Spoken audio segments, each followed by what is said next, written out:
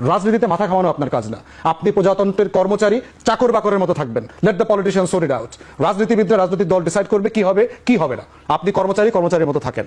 অতএব, এবং তার বক্তব্যগুলো দেখেন, সেনাপ্রধানের বক্তব্য, চুপ্পুর বক্তব্য, ভারতের ফরেন মিনিস্ট্রির বক্তব্য, ভারতের সেনাপ্রধানের বক্তব্য, একে শব্দে শব্দে মিলিত হয়ে যাচ্ছে।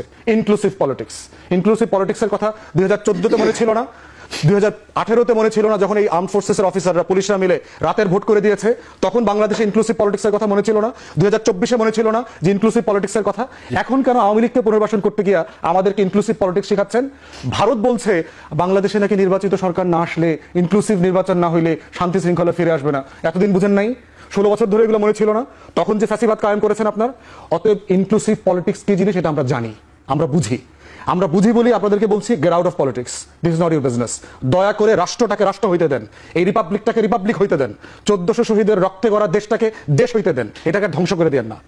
এই বিষয়টা গুড আওয়ামী লীগ, ব্যাড আওয়ামী লীগের এক্সাম্পল এর আগে আমরা দেখেছি। আচ্ছা, 75 পরবর্তী বাস্তবতায় আওয়ামী লীগ 4 টুকরা হয়ে গেছিল। জিজান চৌধুরী আওয়ামী লীগ বাকশাল আব্দুর রাজ্জাক চালাচ্ছিলেন, তারপর ডক্টর কামাল হোসেনকে আনছে।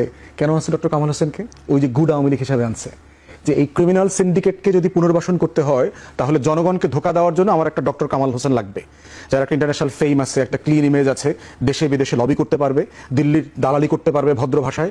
এখন দেখেন কার নাম আসতেছে, গুড আওয়ামী লীগ, সাবের হোসেন চৌধুরী। ব্যক্তি মানুষ হিসাবে ভালো মানুষ, দুর্নীতির কোনো অভিযোগ নাই ওনার ব্যাপারে, এই ব্যাপারে আমি একমত। কিন্তু আওয়ামী লীগ তো করছে। আচ্ছা, আওয়ামী লীগ হচ্ছে একটা দুমুখ গোকরা সাপের মতো, এবং আওয়ামী লীগকে যারা যারা পুনর্বাসন করেছে তারা কিন্তু সবাই নিজে অভিশাপের শিকার হয়েছে। দেখেন আওয়ামী লীগকে কারা কারা পুনর্বাসন করছে। বিএনপি প্রথম পুনর্বাসন করেছে 79-তে তার নির্বাচনে। শহীদ প্রেসিডেন্ট, বাংলাদেশের ইতিহাসের সবচেয়ে সফল রাষ্ট্রনায়ক, তার উদারতার পরিচয় দিতে গিয়ে উনি আওয়ামী লীগকে পুনর্বাসন করেছেন, এবং করতে গিয়ে ওনাকে জীবন দিয়ে এটার মাসুল দিতে হয়েছে। এরশাদ তখন চিফ, হাসিনা ফেরত আসলো, দিল্লির সাথে লিয়াজো করে উনি 32 নম্বরের চাবিটা পর্যন্ত ফিরাই দিলেন, যে আপনার বাড়ি আপনার বাবার সম্পত্তি। আর 2 সপ্তাহের ভিতরে সেই শহীদ প্রেসিডেন্টকে জীবন দিতে হয়েছে। নির্বাচনের মাধ্যমে আওয়ামী লীগকে লেজিটিমেসি দিয়ে দিলেন, একটা নিষিদ্ধ দল। 75-এ 4র্থ সংশোধনের মাধ্যমে কিন্তু শেখ মুজিবই আওয়ামী লীগকে নিষিদ্ধ করে দিয়ে গেছে। অতএব শেখ জিয়াউর রহমান হচ্ছে আওয়ামী লীগের দ্বিতীয় প্রতিষ্ঠাতা সভাপতি, সেই তাকে জন্ম দিয়েছে দ্বিতীয়বারের মতো। আওয়ামী লীগকে দেখেন দ্বিতীয়বার পুনর্বাসন করেছে কে? এরশাদ করেছে। সে তাকে সংসদে নিয়ে আসছে, রাজনৈতিকভাবে পুনর্বাসিত হলো, সংসদে সে বিরোধী দল আকারে আসলো 86 সালে। সেই জাতীয় পার্টির অবস্থা কি হয়েছে? পিজা আর কেকের টুকরার মতো 6-7 টুকরা হয়েছে, খুঁজে পাওয়া যায় না এখন এই টুকরাগুলো কোথায়। রাজনীতি নাই হয়ে গেছে বাংলাদেশে তার। তৃতীয়বার আওয়ামী লীগকে পুনর্বাসন করেছে জামাত, 94, 95, 96-তে একসাথে আন্দোলন করে বিএনপির বিরুদ্ধে 173 দিনের হরতাল, জ্বালাও পোড়াও, হেন কিছু নাই তা করে নাই। সেই জামাতকে আওয়ামী লীগ কি করছে? নাস্তানাবুদ করে দিয়েছে গত 16 বছরে। হাজার হাজার নেতা কর্মীকে গুম, খুন, হত্যা, নিপীড়ন, মিথ্যা মামলা, হেন কিছু নাই যা জামাত শিবিরের উপর করে নাই। চতুর্থবার আওয়ামী লীগকে পুনর্বাসন করেছে 111-এর সরকার। বাংলাদেশের দালাল ব্যুরোক্রেসি, বাংলাদেশের দালাল মিলিটারি অফিসাররা, আর্ম ফোর্সেসরা, গণমাধ্যমরা, সুশীল সমাজেরা মিলে সেইখানে বাংলাদেশে আওয়ামী লীগ কি করেছে? গণমাধ্যমে টুটি চেপে ধরেছে, আমার সিভিল ব্যুরোক্রেসি নষ্ট করে দিয়েছে, মিলিটারি ব্যুরোক্রেসিকে নষ্ট করে দিয়েছে, রাষ্ট্রের প্রত্যেকটা কাঠামো ধ্বংস করে দিয়েছে। অতএব আওয়ামী লীগ হচ্ছে একটা অভিশপ্ত রক্তধারার নাম। অতএব যারা যারা পুনর্বাসন করবেন তাদেরকে বলবো ইতিহাস থেকে শিক্ষা নেন। Coming back to the point of the military engagement, হাসনাতের বক্তব্য খুব পরিষ্কার। এই ডিজিএফআই, এনএসআই এর গুন্ডামি, মাস্তানি, বদমাইশি গত 16 বছর থেকে আমরা দেখতেছি, কন্টিনিউ দেখছি। ডিজিএফআই কে দিয়ে রাজনীতি করানো, দল বানানো, দল ভাঙানো, এই সব কিছুর পলিটিক্স তো আমরা গত 50 বছরে দেখছি। ক্যান্টনমেন্টে নিয়ে অমুকরে থ্রেট দেওয়া, উঠায় নিয়ে আসা, বিচারপতিরে এয়ারপোর্টে লাথি মারা বাইর করে দেওয়া, এই ডিজিএফআই এগুলো তো আমরা দেখছি। প্রশ্ন হচ্ছে টার্কিতে, ইজিপ্টে, পাকিস্তানে ওখানকার গোয়েন্দা সংস্থার এই কাজগুলো যেটা হয়েছে, তারাকে রাষ্ট্রকে করতে দেয়, রাষ্ট্র করতে পারে নাই তারা।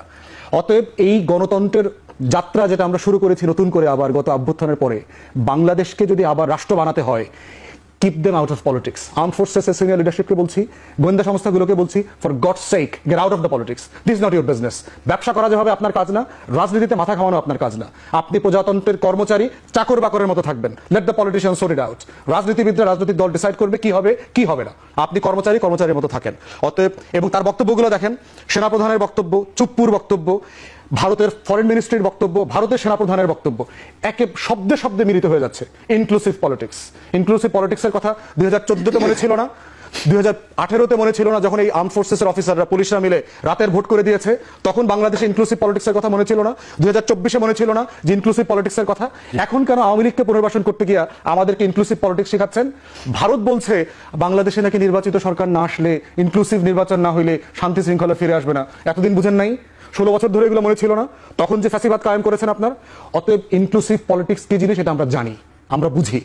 আমরা বুঝি বলি আপনাদেরকে বলছি, gate out of politics, this is not your business. দয়া করে রাষ্ট্রটাকে রাষ্ট্র হইতে দেন, এই রিপাবলিকটাকে রিপাবলিক হইতে দেন, 1400 শহীদের রক্তে গড়া দেশটাকে দেশ হইতে দেন, এটাকে ধ্বংস করে দেন না।